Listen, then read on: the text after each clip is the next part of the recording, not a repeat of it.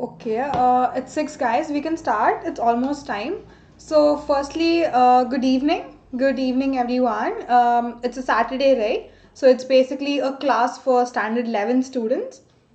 So, yeah, we met on a Tuesday. We started with the chapter 3. We've done like the first part of this chapter. So on Thursday, since it was Diwali, we did not have a class.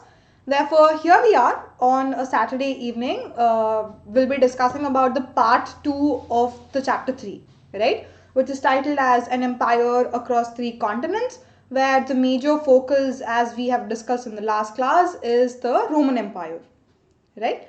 So just giving you all a heads up as to what the class is going to be today. Yeah, so part 2 of chapter 3. um Anyways, a couple of you are already here, so good evening everyone who are already here. I'm hoping others will join in the meantime. I'll quickly do the introductory part. um as most of you all know, my name is Nikitha and I'm the history educator here at Unacademy Scholars channel, and I take classes for both standard 11th and 12th. And as far as my educational qualifications are concerned, I have recently graduated from Ashoka University with a bachelor's degree, and I have a major in history and a minor in political science. So that's a little bit about me. So when it comes to Unacademy's plus features, they're very great in the sense that you can actually sit at your own houses and learn live from by listening to the live classes of top educators of India. All of them are available on one single platform, and there's unlimited access to all these courses. There are regular doubt clearing sessions, answer writing sessions. Along with that, there's also provision for practice tests and live test series. And then there's exhaustive coverage of syllabus, there's mentorship and guidance, and also access to study materials, which are usually in the form of PDF, highly helpful especially during your revision times. So when it comes to the pricing for Unacademy Plus, there are a range of subscriptions. To be very specific, there are 6, right? So towards the left side, the prices you can see on the left side are the actual prices. But if you use the code, which is TUM10, you'll be basically given a 10% off on all of these prices. And these are the post discounted prices which you see on the right. Yeah, so have a look at them and make your own choice. So quickly moving on to Iconic, here the features are even better and greater in the sense that there's personal mentorship provided, there are live doubt solving sessions, there are weekly reports. Along with that, there's also a direct parent connect and study planners. Even for Iconic, there are a range of subscriptions. Here we have almost 9 subscriptions, starting from 3 months to almost 48 months, right? The concept is the same. The prices on the left side are pre-discounted. The prices on the right side are post-discounted prices, right? So again, have a look at them and feel free to go ahead with whichever one you feel comfortable. And nextly, we have Unacademy's Combat Scholarship Test, which usually happens every Sunday at 1 p.m. in the afternoon. The link for that is in the description below of this video. Go check it out, enroll yourselves, and take part in the quiz, right? Fairly simple and fairly helpful quizzes. And lastly, there's something called Bugs Bounty. It's an opportunity for you learners to report any sort of inappropriate content in the video. You can be the first one to report and you can claim your prize for that. There's a form in the description below of this video. You can use that form to report any inappropriate content. So that's Bugs Bounty, a special feature of Unacademy. So yeah, those are a couple of Unacademy's features we have. So I think it's time we can quickly move on to the actual topic for today. Okay. Cool. So I think a couple of people joined just now. Good evening, everyone who just joined. But yeah, we'll go ahead. But like in case you'll have any questions regarding any topic, just stop me there and we can have a quick discussion, right?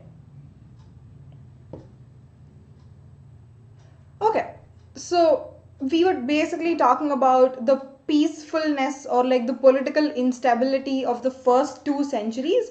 That's where we stopped in the last class, right? So from there we'll be continuing, and we'll be majorly talking about different characteristics of the Roman direct rule, right? So what used to happen is, before, only all of the power was concentrated in the capital region, in the present day Italy parts, where the capital of the Roman Empire was, right? But as time progressed, as decades passed by, what happened was there was absorption of all of these provinces into the main territory.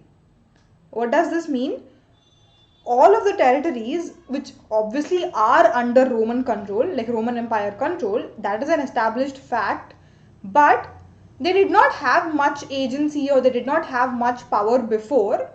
But now what's happening is they are being given some sort of power.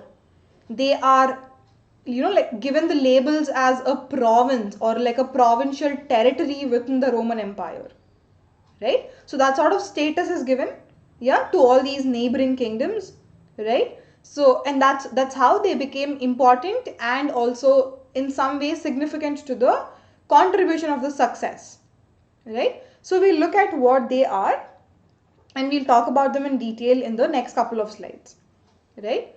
So just imagine a rough world map in your head. Just locate Italy. That is where the center of the Roman Empire is, right? Almost like the capital of Roman Empire. So surrounding all of these areas, almost towards the eastern side, right, we have so many smaller kingdoms which are not actually a part of the Roman Empire, right? For example, territories like Syria, Mesopotamia, we also have like Israel, all of these different smaller kingdoms which are not a part of Roman Empire, right? But as time passed by, Roman Empire captured all of these smaller kingdoms, right? So now they became they became the provinces of Roman Empire, right? So in that sense, these provinces were merged into the Roman Empire, which later became important, right? So surprisingly, these smaller kingdoms are not like normal kingdoms. They are wealthy kingdoms, right? Sometimes these smaller kingdoms are exceedingly wealthy. They have so much of resources, they have so much of wealth, right? For example, if you look at one of those smaller kingdoms called by name Herod, right? So that Herod's kingdom yielded an equivalent of 5.4 million denarii per year, which is almost equal to 1,25,000 kgs of gold. Just imagine the money and the kg, 1,25,000 kgs of gold. That is the actual wealth of that smaller kingdom. It is very huge, right? So just don't have this conventional notion in your head that these smaller kingdoms are not wealthy, they're not prosperous and stuff. That's not the case. In fact, these kingdoms are very wealthy, right? So again, like, what is denarius? So denarius is this Roman silver coin, yeah, some sort of currency which had 4.5 grams of pure silver, right? So that's like a factual information again.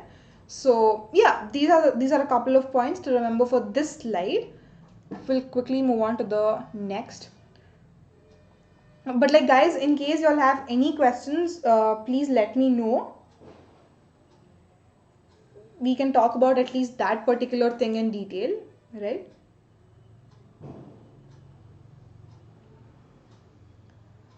Okay. So what's happening, right? Like, how are these provinces characterized? Look, how are they merged into the Roman Empire? That sort of questions we'll be answering in this and the next slide, right? So except for Italy, which was not considered as a province in these centuries, it's the capital, right? It's the capital region, it's the main central region. So obviously people did not consider Italy as one of the provinces, right? But in fact it is the capital, right? Except for that, all of the other territories or all of the other regions of the empire were organized into certain provinces, right? So let's say roughly this is the Roman Empire, right? Like rough situation. Let's say this is the Roman Empire. Let's say this is the capital where Italy is located, right? So other than the capital region, the rest of the territory is divided into different provinces, right? So each of these provinces had different heads, right? They had their own courts, they had their own hospitals, yeah, stuff like that. And they had their own administrators as well. And all of these territories are obviously taxed, yeah, taxation used to happen. That is how there was revenue to the state, right? So taxation was a necessary feature. So that's how the provinces were divided, right? So just to like give you a rough idea as to how long was the Roman Empire, or like how big the Roman territory was, we are talking especially in the 2nd century CE, right? Again, just go back to the world map, just imagine a map in your head. The Roman Empire almost stretched from Scotland, which is in present day UK, right? From Scotland, it almost stretched to the borders of Armenia, yeah, and from the Saharan to the Euphrates River. So all of this territory being encompassed within these 4 borders is the land which is under the control of the Roman king, which is very huge, which is very vast, right? So that's how big the empire is. So considering that it is so huge, because it is so huge, do you think it was possible to carry out some sort of unique administration in these territories? Sometimes it's not possible, right? Because one person or like one king cannot be responsible for controlling the entire territory, which is so huge, right? So obviously it was not possible, and these territories almost had a population of 60 million in mid 2nd century. So just imagine one king controlling 60 million people. That's not practically possible, right? So then how did the emperor control such large territory, right? The answer to that question lies in the urbanization of the empire, right? The whole of the empire was urbanized, which means so many cities started coming up. Cities started playing a crucial role in the development of the empire, right? So the answer here basically is urbanization. We look into what this urbanization is and how it helped the empire, right? So, but till now, if there are any questions, let me know. We can quickly answer them, guys.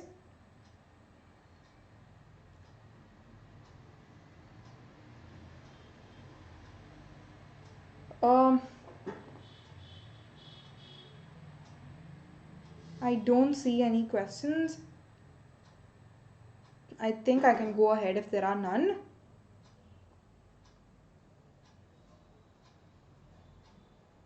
Okay, cool. We're talking about the urban centers, right? Like the rise of urban centers, the mere process of urbanization itself. So, at least along the shores of Mediterranean Sea, we have all of these huge cities like Carthage, Alexandria, Antioch, right? So these are very, very important cities, like the biggest among the existing cities, right?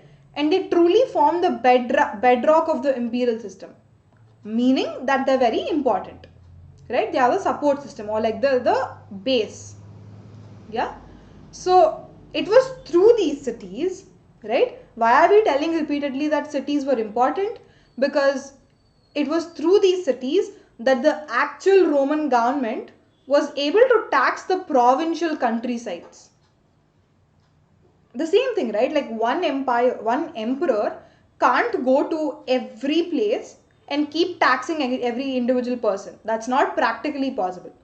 But if he has certain other administrators under him who are working for the emperor, right, they will be in charge of these smaller territories, right? So that is why cities played an important role. Every city had an administrator, every city had their own courts, right? So through the cities, the taxation happened. Yeah, taxes were regularly collected. They were paid back to the empire, or like the emperor, right? And that is how the wealth of the emperor was generated. Wealth for the empire was generated, right? So the taxation was really, really important.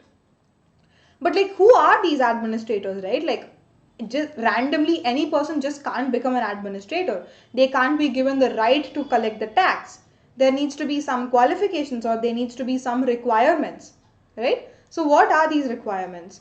Firstly, they need to be from the obviously local people, right? If let's say I am given in charge to collect the tax from Alexandria, for example, I should be a local person from Alexandria. I should know about where the territory is, how is the territory, what kind of people live in there, right? I need to know the local conditions.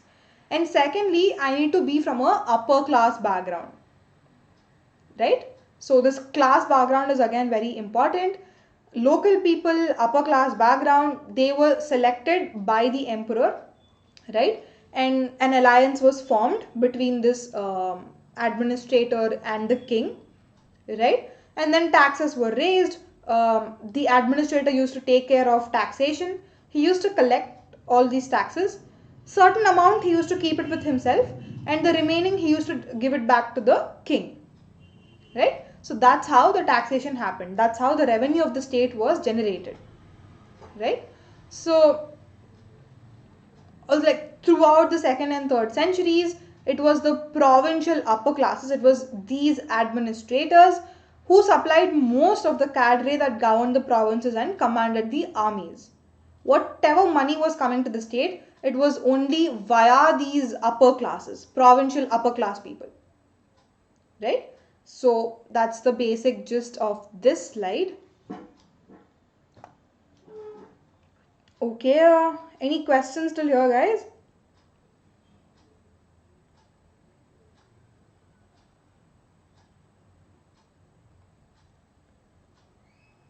In case there are any questions, just put them down in the chat box. You don't have to wait till the end to ask me questions, right?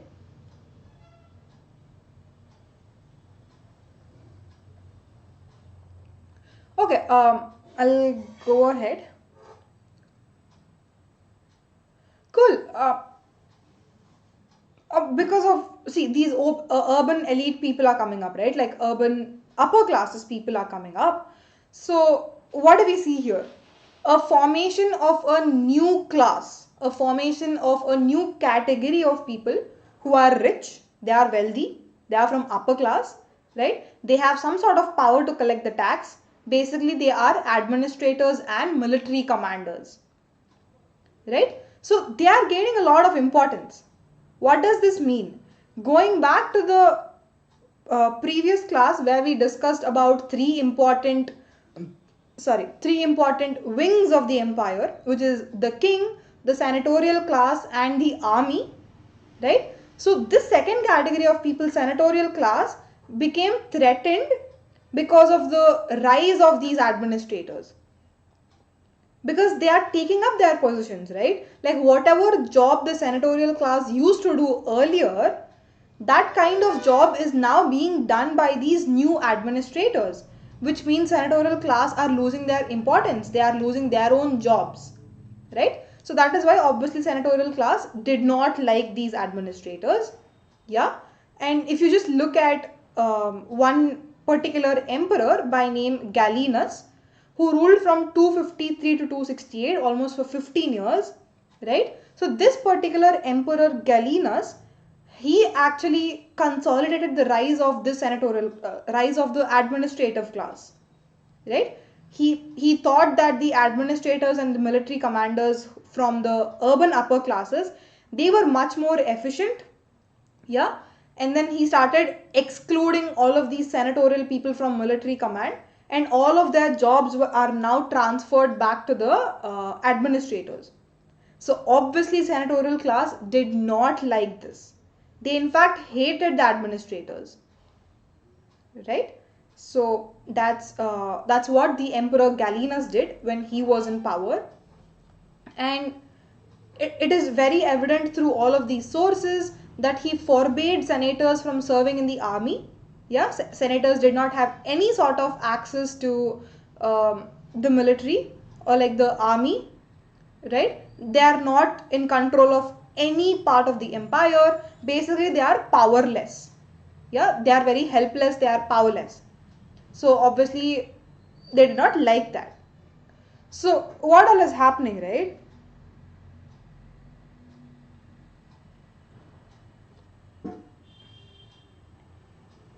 Okay, I don't know who this is, Kim Jong Un, but like as I was repeatedly telling, these will not be Hindi sessions. This will only be English sessions, right? And Korea is like definitely out of my reach. So yeah, classes are going to be only in English, Kim. Um. Anyways, where were we? Right, like so we basically were summing up what all was happening at this time in the second, third centuries in the Roman Empire, right? We obviously see that senatorial class is losing their importance. Yeah, all of these Italian people, Italian descent people, they are not important anymore because administrators are becoming important. Administrators started replacing senatorial class, right? So this mere act of citizenship or like belongingness spread to different provinces. It was no longer confined to Italy, the main region, but all of these eastern smaller territories like Syria, Israel, so all of these places, they were included in the Roman Empire, right? So that sort of belongingness started emerging, right? So now the administrators had the upper hand when compared to the senatorial class, right? So that's what basically this slide talks about.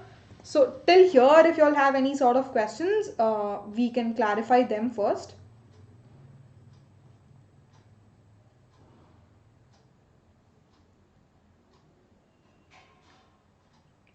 Any questions, guys?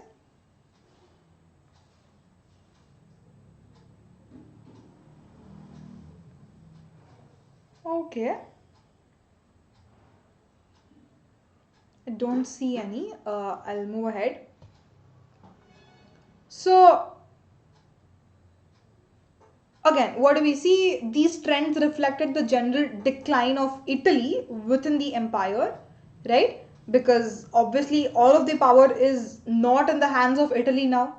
This power has been distributed to different regions, different urban centers, right? So obviously the power in Italy started declining in terms of both political and economic power, right? Because there are rise of new elites in the wealthier and more urbanized parts of Mediterranean, especially the south of Spain, Africa, and like the eastern portions of the empire. All of these places started becoming more and more important, right? The rise of newer elites. That is why the power from Italy started spreading to all of these new cities, right? So what did actually a city like fundamentally consisted of? So obviously, like every city in the Roman sense, it was an urban center with its own magistrates are nothing but courts, right? It had its own city council, yeah, and it also had a territory containing villages which were under its jurisdiction, right? Let's say this is the city, it had so many smaller villages in its control, right? So what do we see here? A group of villages forming a particular city, right? So and the boundaries are very clear, right? One city cannot interfere with the activities of the another city. The territories are very definitely defined, right? So that sort of boundary marking was pretty much evident, right? So but in some cases these villages could be upgraded to the status of the city, right? Depending upon their performance, depending upon their economic wealth. Sometimes a city can be promoted to the status of a city, a village can be promoted to the status of a city, right? And vice versa can also happen, which means cities can also become villages sometimes, yeah, if they have this imperial favor or if they don't have this imperial favor, right? If the king wants to, he can make a village into a city, and at the same time if he doesn't like a city, he can degrade the city into a village, Yeah, that's what I mean by upgrading the status. Yeah, so again, like, what difference does it make? Like, whether you're living in a city, whether you're living in a village, what is the difference for the citizens, right? There is definitely one crucial advantage for people living in the cities, especially during the times of famines or like some sort of food shortages. Some sort of natural disasters are happening where you don't have enough food. In all of those circumstances, there is definitely an advantage if you live in a city, right? So we look at what that advantage is in this slide, right? So there is basically an excerpt from one of the books written by Galen, right? Galen is a doctor. He was also a historian. He wrote about the conditions of the Roman Empire. He wrote certain books. In one of those books, he talks about how the Roman cities actually treated the countryside. Countryside is basically the rural areas, right? How were rural areas treated during the time of a famine or food shortage? So he says that famines were definitely there because in some years you won't have proper rainfall, proper agricultural productivity, right? You will have shortage in the grains. There are situations like that in the Roman Empire as well. So because of that, there was malnutrition. There was not enough resources. There were not enough nutritious food. People started falling ill again and again.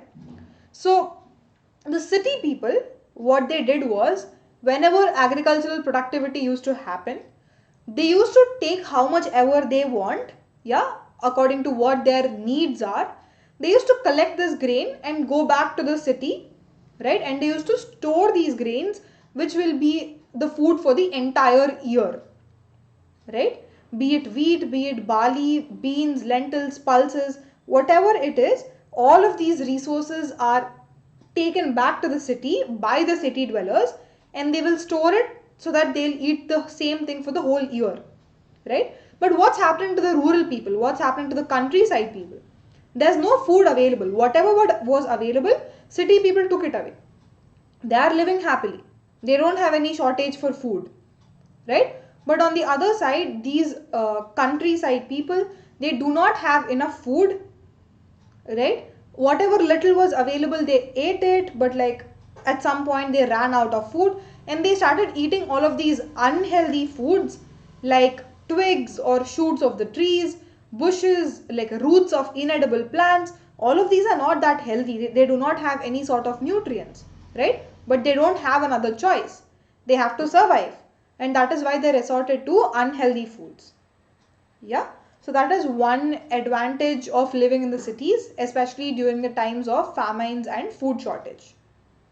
Yeah, so that's what Dr. Gallen talks about in one of his books. um, okay, so that was that. um, Quickly, any questions till here, guys, before we move on to talk about recreational activities or like the spectacular shows that happen in Roman Empire?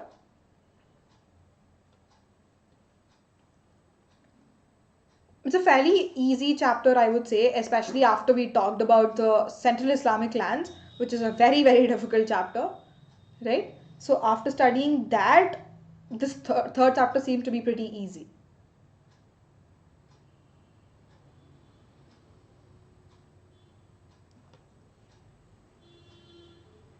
Okay, cool. So now we'll quickly move on to public baths. As the name suggests, what are public baths? It's basically a huge water body where collectively people start taking their baths, yeah, in a community or in a group, right? It's no more a private affair, right? It was one of the striking features of Roman urban life, right? Public baths were some sort of recreational activities, some sort of enjoyment, fun activities, right?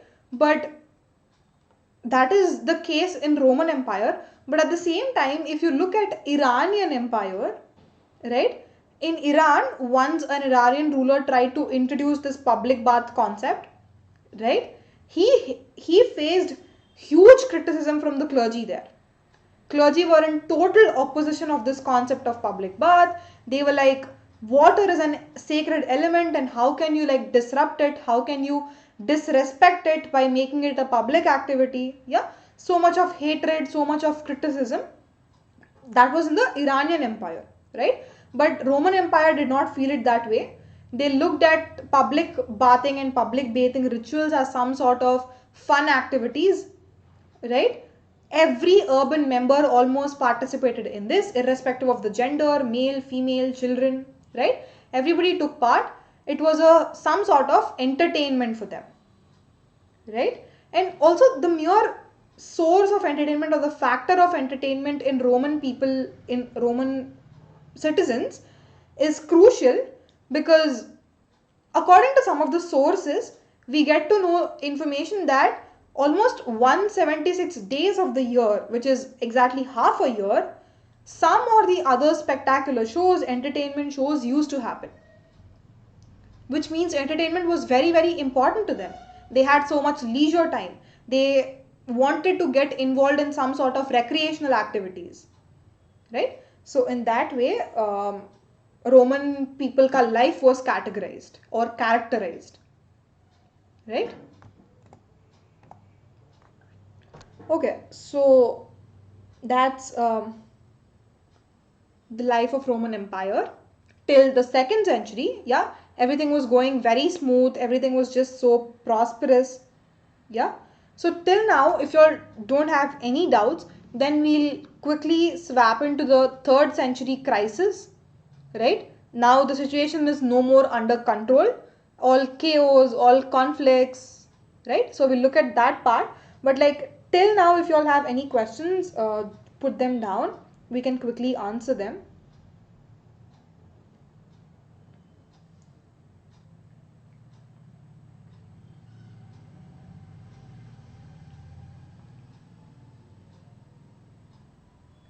Okay. Cool. I don't see any, therefore I'm taking it as everybody understood. Anyways, so we'll quickly now talk about the 3rd century crisis, right? So the first 2 centuries of the first millennium were very smooth, were very good. Yeah, there was a period of peace. There was economic prosperity everywhere, economic expansion happening, right? But once we stepped into the 3rd century, everything is just like uh, pushed into chaos, right? There were so many conflicts, there was internal strain happening, external strains happening, right? So we'll examine what those are and we'll look into the details of it, right? So from the 230s, yeah, we're majorly looking at the 230s, 220s period. The empire found itself fighting on several fronts simultaneously, which means from every possible direction, yeah, different territories or different kingdoms were trying to capture the Roman territory, right? Obviously, like wars do keep happening. It's a part and parcel of the history, right? In the same manner, from 230s, so many wars from the neighboring kingdoms started happening, which is obviously not a good sign, right? Because then so much of resources have to be spent on the war. There is a possibility that you might lose the war, you might lose the territory. Yeah, so many bad things. So that started happening from 230s. Yeah, so especially like in the year especially we have a trouble from the Iranian region, right? So what was happening in Iran at this point is there was a new dynasty that was emerging, which are called as the Sasanians, right? Sasanians, again, very important, so please remember that Sasanians is a very important empire. It is part of the Iranian kingdom, Iranian empire, right? They're a relatively very newer kingdom. They just emerged themselves in 225 CE, right? But within 15 years, within a very quick time, they expanded rapidly in the direction of the Euphrates, which means they wanted to conquer the Roman territories, right? Which is definitely not a good sign for the Roman people, right? If you look at one of the famous rock inscription, which is cut in 3 different languages, right? It was inscribed by Shapur I, who was the Iranian ruler, Sasanian ruler, right? He says in the inscription that a Roman army of almost 60,000 people have been annihilated. Basically, he's saying there was a war between Iran and Roman empires, and Roman Empire was defeated. 60,000 Roman soldiers were dead, and then they captured the eastern capital of Antioch, which was earlier a part of the Roman Empire. Right? So this sort of internal struggles, this sort of wars with other neighboring kingdoms started happening in the 3rd century CE. Right? That's basically referred to as the 3rd century crisis. Yeah. Okay, so it's not just the Iranian Sasanian people here, but from the western side, we also have another group of people, right, who are called as the Germanic tribes, yeah, or rather let's say a group of German tribes, yeah. Those groups were majorly Alamani, Franks and the Goths. So all of these are their inheritance was from German, right? Their native place was German land. They are basically tribes. They also started intruding into the territory of the Roman Empire, right? Especially they started to began moving against the Rhine and Danube frontiers, yeah. And within like the whole period of 233 to 280, these 3 tribal groups, they repeatedly started invasions into the Roman territory, right? And they were successful enough in capturing some of the territories as well. Sometimes they might have lost the war because the Roman Empire is mighty, but the other times they have won the war and conquered certain territories, right? So this sort of struggle was definitely there. So what happened, right? When these 3 group of tribal groups, when they came and when they're trying to conquer, there was definitely a shift in the boundaries, right? So what happened? The Romans were forced to abandon much of the territory beyond the Danube. They left the Danube territory. They were pushed inside, right? Despite of this, look at the audacity of the Roman people to call these Germanic tribes as barbarians. Barbarians is nothing but like uncivilized people, right? Rogue, uncivilized, not too sophisticated, right? That's what barbarians mean. So Romans were actually calling these German people and Iranian people as barbarians, but at the same time they were also losing their territory to these same groups, right? So that's the irony. So within 47 years, right? So within 47 years, which is like 233 to 280, right? Roman rulers kept changing. There were almost 25 different emperors who ruled over 47 years, which is not a good thing. It's not a good sign, right? So the mere fact that rulers kept changing within 47 years indicates that there were obviously strains being faced by the empire during these 47 years, right? It's not a good time. There was so much of crisis happening, right? So that's basically the point. Okay, so that's that. That was a fairly simple read. It's just like some sort of story, right? So from the political aspect, we'll now quickly move on to the gender, literacy and cultural aspect, right? This is rather an interesting topic, yeah? So we'll look at the gender, literacy and culture, yeah? So one of the more modern features of Roman society was the widespread prevalence of the nuclear family, right? There were no joint families. Everybody started to live in a nuclear family, just the couple and their kids, right? The concept of nuclear family was very widespread, right? Once children started growing, once they turned into adults, they did not want to live with their parents anymore and they moved out. Yeah, they moved out, set up their own house, their own home, right? So that sort of nuclear family was very, very widespread in Roman Empire. And slaves were there to a certain extent, right? Because all of these wealthier, rich people, they could afford slaves, and slaves were a very much part of the Roman Empire, right? And when it comes to marriage, right, marriage is also a very important social construct, right? So, right from the first century BCE itself, from the early times when Roman Empire was established, the typical form of marriage was one where the wife did not transfer to her husband's authority but retained full rights in the property of her natal family. What does this mean? Obviously, while a girl is getting married, the girl's father will give some sort of property to the girl, right? So that property, she herself can keep it. There is no mandatory rule that she has to transform this property onto her husband's name. Yeah, she had that right to inherit the property, which is a positive sign for the women, right? So in such sense, women were respected. At least they had the rights to property, right? So that was there.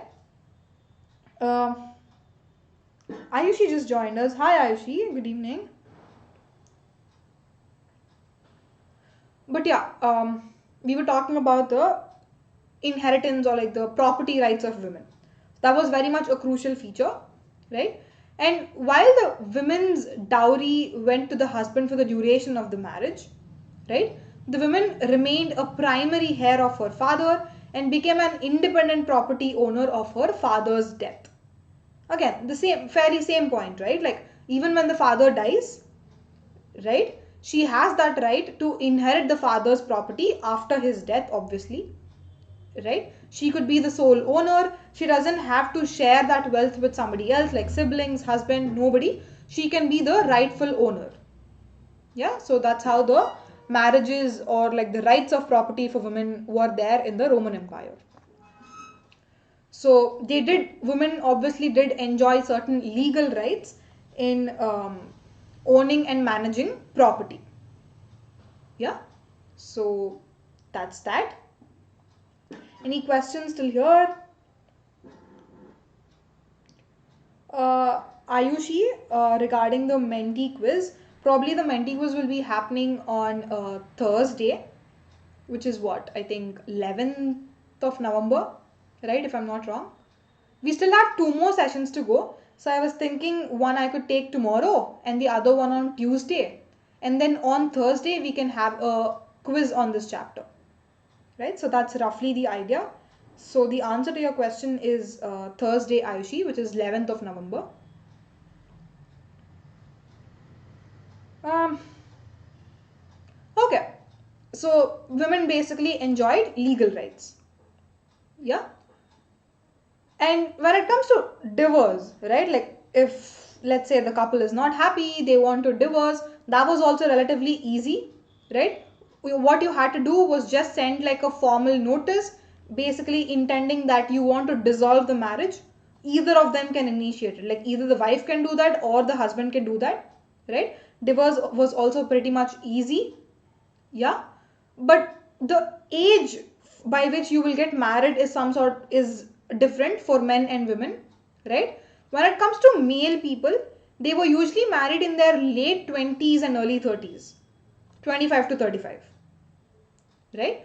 But on the other side, women were married much earlier, probably in their late teens or early 20s, right? So what does this indicate? There was definitely a huge age gap between the husband and the wife, right, which eventually led to some sort of inequality between them. Yeah, so in that sense there was some sort of inequality between men and women. Yeah. Cool. Ayushi has something to say. Please take Menti quiz before 13th. Huh, fair enough, Ayushi. That's what I exactly said. We'll be having a quiz on 11th, right? So you'll still have 2 more days to prepare for your exam. Yeah? I'm hoping that works for you. That sounds good.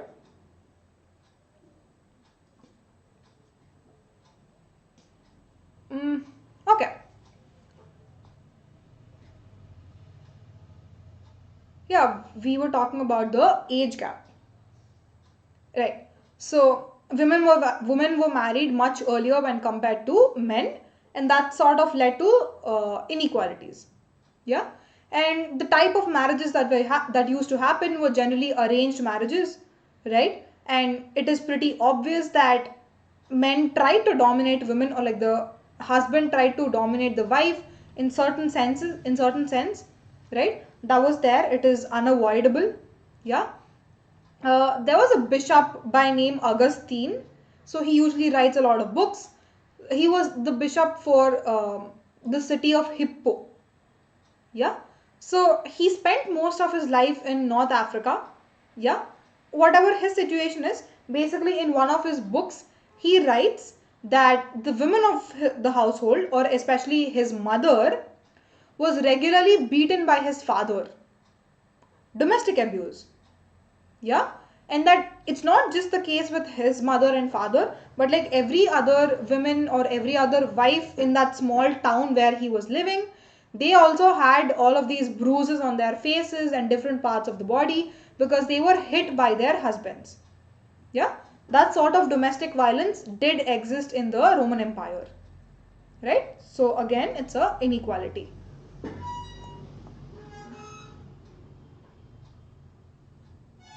Okay, any questions till here, guys?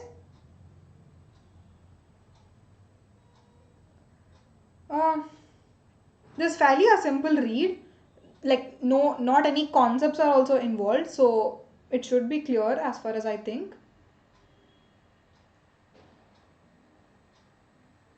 Nonetheless, if you all have any, just put your questions in the chat box, right? So another aspect in which fathers had substantial control, or like men were more dominating than the women, is, for example, they had a child. Yeah, they both gave birth to a child, and if the father doesn't want the child, right, he can just abandon the child. He'll be like, I don't want the child, so I'm just leaving him somewhere, leaving him out in the cold, and then eventually if there's no food and proper care, the child will die, right? So in that scenario also, women did not have any say, women did not have their voice. Yeah, it was the legal power of the father to abandon any child, right? So that's the that's the chapter. I'm really sorry. That's the condition of the inequality between men and women, right? So before moving on to literacy, Aditya has a point.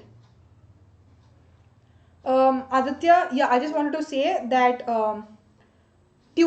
Tuesday will be the last class where we'll be discussing about chapter 3, right? Following that, we'll have a quiz on chapter 3 on Thursday, right? So the class after Thursday, we will start chapter 7, Aditya, because certain other people are not done with their term ones yet.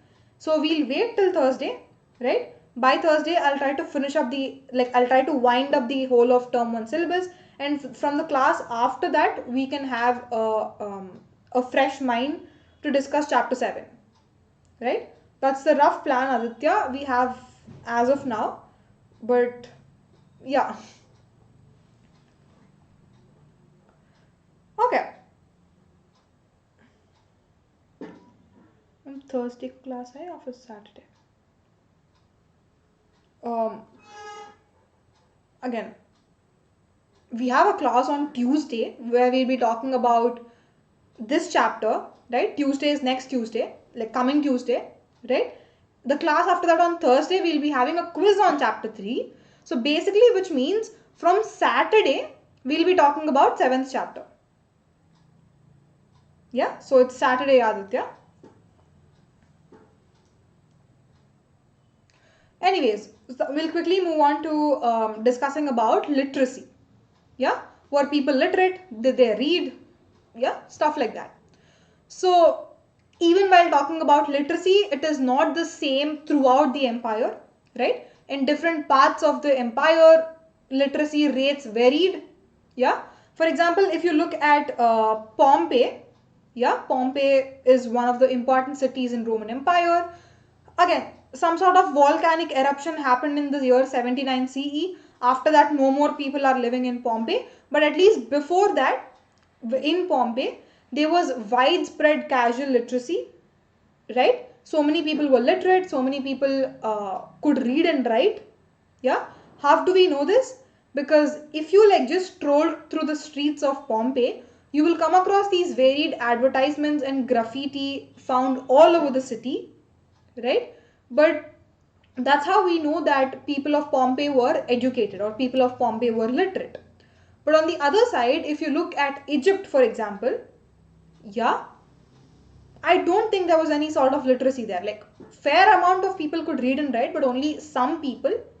Yeah. For example, soldiers or army officers or estate managers, only some people could read and write, but not everyone. And how do we know this? Because we have documents which tell us that there are professional scribes.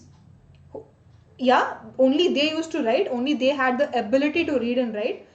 And they also mentioned that so and so person was not able to read or so and so person was not able to write. Yeah. So, like, detailed information is thoroughly available in these documents. So that's how we know that Egypt was not a widely spread literate region. Yeah. So that's that. Any questions till here regarding literacy? Let me know. Because we've done with gender, we're done with literacy. Now we'll be talking about culture. Yeah. So the cultural diversity of the empire was obviously reflected in many ways and also at different levels, right? Because there are so many religions being followed, so many different deities are being worshipped, so many different languages are spoken, the way they dress up themselves, the kind of costumes they wear, the kind of food they eat, right? The kind of societies that were existing, like social organizations, right? And also the patterns of settlement, whether they are nomadic, whether they settle down at a particular place, you know, just there are so many different ways in which people did all of these activities. Because of this, obviously there was a cultural diversity within the empire, right? So for example, if you look at the languages, yeah, Aramaic is a very popular language back in the Roman times, right? It was the dominant language group of the Near East. Like, Near East people used to speak Aramaic, and Egyptian people used to speak Coptic. North African people used to speak Punic and Berber, and Spain people used to speak Celtic. Right? So what do we see here? You don't have to remember all these names, but the point basically here is within the Roman Empire itself, in the different parts, different languages are being spoken. Right? So these linguistic cultures were very diverse and mostly they were just oral. Yeah, most of them did not have a script till the 2nd, 3rd century CE. They don't know how to write. It did not have a written form. These languages were mostly oral or mostly spoken. Yeah. For example, take Armenian. Yeah, the Armenian language was there. It was widely spoken in the Near East, but it did not have a written script to itself till the 5th century. Too late. Yeah. But if you look at the Coptic on the other side, Coptic language had a written form to it by the middle of the 3rd century. Yeah, so at different points, different writing systems started emerging. Yeah. So, and also after a certain point, Latin started widely spreading, right? It almost replaced other forms of languages, other written scripts. Yeah. So basically Latin took over other languages. Latin started growing in importance. Okay, so that was about the languages part, and that basically also brings us to the end of today's class. Yeah, good that we finished on time for once at least. Cool. So today we mostly discussed about the polity, like the diverse polity, and then we've talked about certain cultural aspects, certain gender aspects, as well as the literacy part of it, right? So that's it we have for today's class. Any questions, guys, please type down. We can answer them quickly in the chat box, right? So, but if you all don't have any,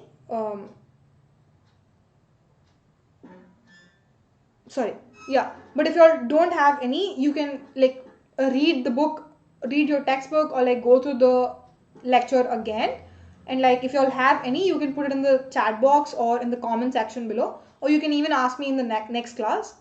Yeah, so that's the rough timeline we have.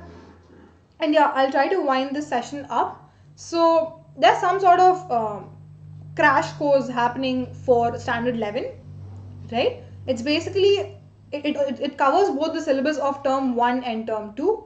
It already started on November 1st, right? But nonetheless, it's not too late. You can join even now. It's a 3-month course, and the medium of delivery here is Hindi, medium of instruction is Hindi, right? These are the educators and their respective subjects. So if you would want to join this course, the details are in the link in the description below. Go check that out and enroll yourselves, right? Highly helpful. And yeah, thank you so much guys for tuning in. I know it's a Saturday evening, weekend times, but nonetheless we have to study. Yeah, so thanks so much. I highly appreciate the effort that you all turned up. And if you like the content of these videos, please do like them, share it as much as possible, and also subscribe to the channel Unacademy and scholars in particular, right? Thanks guys, thank you. So the next class we have is tomorrow. It's a Sunday, but nonetheless we have a class on Sunday. It's not a evening class, it's a 11 a.m. class, right? So we'll be basically having the class in the morning at 11 a.m. where we'll talk about the same chapter, part 3. Yeah, so that's the timeline we have. Cool. If there are any questions, just hang on and ask them, type them down. But if there are none, the class is officially over, so you'll are free to leave guys. I'll see you guys again tomorrow at 11 a.m. Yeah, I'll just hang on for a couple of seconds in case anybody has questions, but yeah.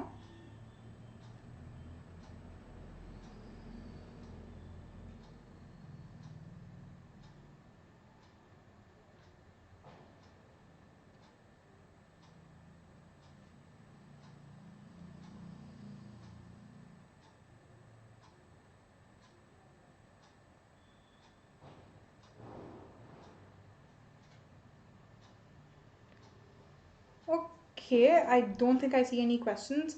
I'm taking that as everybody is understood and clear with whatever we've talked about today, because that chapter is also important alongside the Central Islamic lands, right? So yeah, also like whosoever exams are coming up, like whose term 1 boards are not yet over, prepare well guys, all the best. If you all have any questions or queries, you can just ask me at any point of time, right? So I'm here. uh, cool. But other than that, have a safe weekend, have a good evening today, and also a good day tomorrow. I'll see you guys anyways tomorrow at 11 a.m, right, to discuss the continuation of this chapter. So yeah, till then, take care, have a good evening today. Bye guys.